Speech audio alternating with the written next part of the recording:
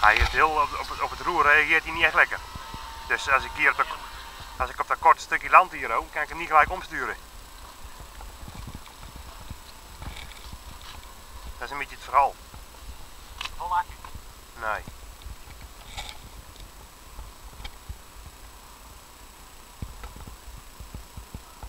Het is eigenlijk alleen maar een ek om even op te stijgen en te landen. Maar...